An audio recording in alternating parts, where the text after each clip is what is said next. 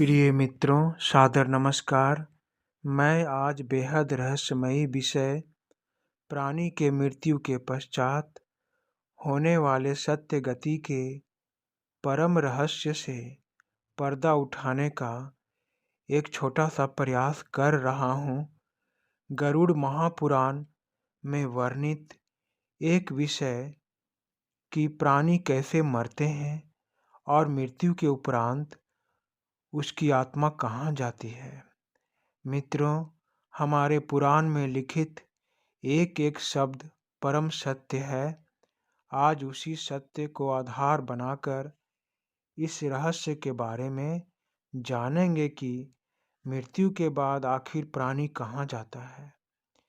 यह सवाल गरुड़ महापुराण में लिखित है और आज हम इसी सत्य की व्याख्या सरल शब्दों में करेंगे।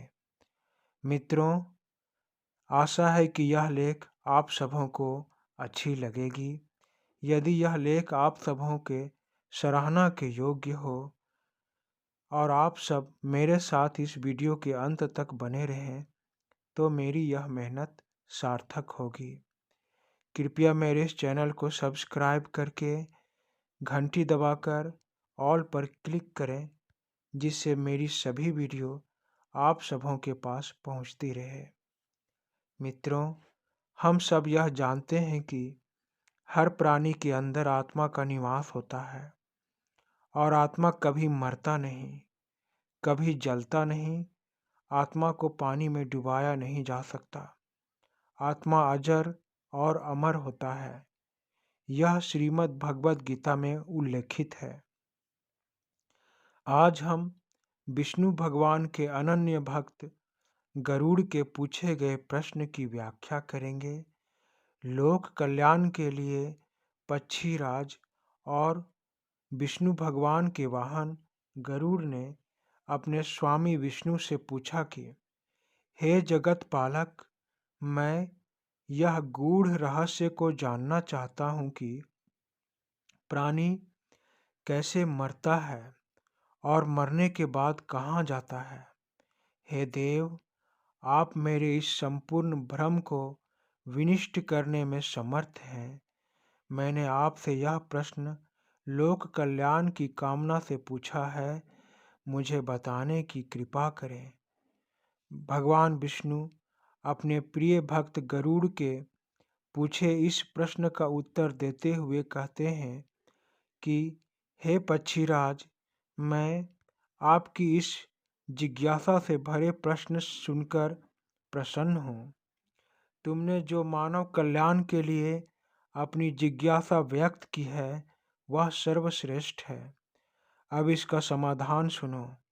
ऐसा कहकर भगवान विष्णु ने गरुड़ को इस रहस्य के बारे में बताते हुए कहा कि जब मनुष्य अपने पिछले जन्म के अच्छे बुरे कर्म के संचित परिणामों को भोगता हुआ और इस जन्म में कर्म करता हुआ मरणासन अवस्था में पहुंच जाता है, अर्थात उसकी मृत्यु करीब होती है, तब उसके शरीर में धीरे धीरे कई रोग उत्पन्न हो जाते हैं। एक सर्प की भांति वह मृत्यु के जकड़न में बंधता चला जाता है। वह प्राणी अपने ही घर में आश्रयहीन हो जाता है और वह शारीरिक मानसिक पीड़ाओं से पीड़ित हो जाता है। फिर भी उसे मृत्यु पसंद नहीं होती। वह मरना नहीं चाहता।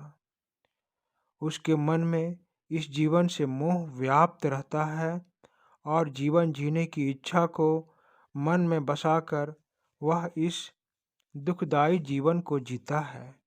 प्राणी की मृत्यु आने से पहले उसकी सभी इंद्रियां, आँख, कान, नाक, जीभ और त्वचा व्याकुल हो जाते हैं। जीवित चेतन शरीर धीरे धीरे जमने लगता है। तब अंतिम क्षणों में एक अलौकिक चेतना आती है जिसमें सभी लोग एक जैसे दिखाई देने लगते हैं। उस समय प्राणी कुछ बोलने के योग्य नहीं रहता और प्राण शरीर को छोड़कर यमराज के दूतों के साथ चल देता है। जब प्राण शरीर को छोड़ता है तब उस प्राणी के लिए बहुत कष्टदायी होता है। ऐसा दर्द होता है जैसे 100 बिच्छुओं ने डंक मार दिया हो। उसके मुंह में विषैले झाग बनती है जिससे सारा मुंह थूक से भरने लगता है। उस समय मृत्यु से कुछ क्षण पहले वह प्राणी बहुत असहनीय दर्द से गुजरता है।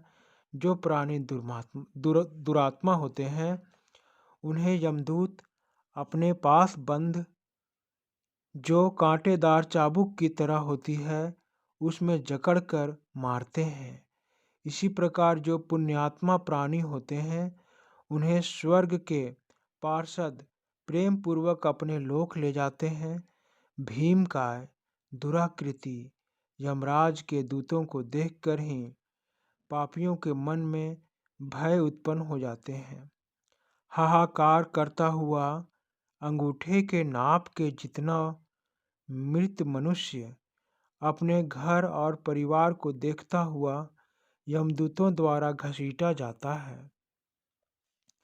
रास्ते में अनेक यातनाएं सहता हुआ यमराज के सामने ले जाया जाता है।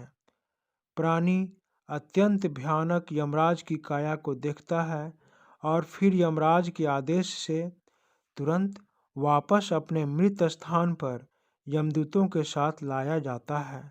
वह प्राण वापस अपने मरे हुए शरीर में जाने की कोशिश करता है, परंतु यमदूत उसके गले में फंदा डाले रहते हैं। उसे भूख और प्यास बहुत सताते हैं। वह बहुत रोता है, अपने परिवार के सदस्यों, अपनी पत्नी, पुत्र, माँ से लिपटना चाहता है, पर वह लिपट नहीं पाता और बाद में हार कर अपने पुत्रों द्वारा अर्पित की हुई चावल की खिलों को वह खाता है, फिर भी उसकी भूख नहीं मिटती। जिन आत्माओं को ये चावल की खिलें नहीं मिल पाती वह सुनसान जंगल में भटकती रहती है। भगवान विष्णु के द्वारा गरुड़ पुराण की यह गाथा गरुड़ उत्तर पाकर संतुष्ट होते हैं, पर उनकी जिज्ञासा एक नए प्रश्न की पूछने की होती है। वह नया प्रश्न हम सभी दूसरे वीडियो में जानेंगे। अब मैं अपनी वाणी को यहीं पर विराम देता हूँ। आशा है कि यह जानकारी आप सबों को अच्छी लगी होगी। धन्यवाद मित्रों, धन्यवाद।